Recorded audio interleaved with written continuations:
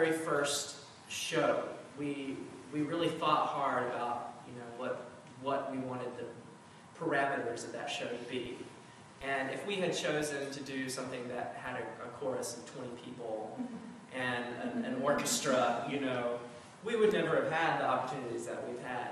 But to think about, you know, we can have an ensemble of 4 people and then a small band to create this environment that it instantly makes it more attractive to producers and to people who, you know, are interested in doing new works, because they look at it and they say, oh, well, this is doable.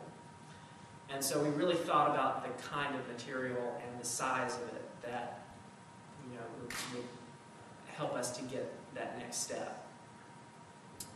So, you guys have any questions? Yes, sir. I do. You said you did a lot of like rehashing, like you take your work and you go back on it and you have to do a lot of stuff. I just wonder if you can go a little more into that. I'm also interested in writing, not musically really, but that just seems like it would be horribly laborious and very frustrating. It is very frustrating. It's very frustrating, yeah.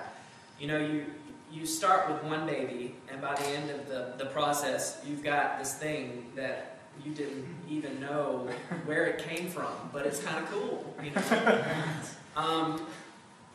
There were, I'll give you one example. And you're going to see, I think Kristen is coming in, and she's going to do one song that is the final song that was chosen for this placement. But just one example of the development of the process of you know, throwing things out and finally coming to the right moment. The show has one character, Eileen, or Aileen, as we have decided. We came down and the character in our mind, she's Eileen, and you can say Aileen. You're like, no, I don't know about this, and he's totally gone with it. You're like, I don't care how you pronounce it. She's totally cute. But anyway, so she needed a moment in the show where she had a solo, and you got to know what she was dealing with at home, and also how her situation at home was affecting the plot in the story right now. She's from New York. She's got a very controlling mother. She's basically never made a decision in her life. She's always got people making decisions for her. And she comes down here, and she's already engaged to this other guy who is a little bit controlling and also almost twice her age. And she runs into this very nice, handsome, son of a blacksmith, raw kind of dude. I mean, you know, you can kind of see where this is headed. But we needed an opportunity for her to see, to have conflict, and for us as an audience to be let in on what's going on in her mind. And in the very original draft, Eileen was not from New York. She was from around the area. She was a local girl. And David was actually coming back from having been away in the city, trying to make it in the city, and he had failed. And so the original song for this moment was about a fish. And it was awful. I would have brought it, but I would have been so embarrassed.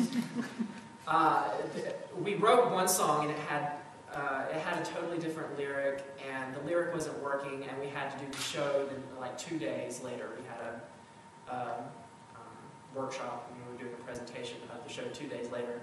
And my collaborator's like, we basically did the entire score in 2 weeks. And at that point, I was like, this song isn't working. And he says, well, you're going to have to make it work because I'm not writing any more music.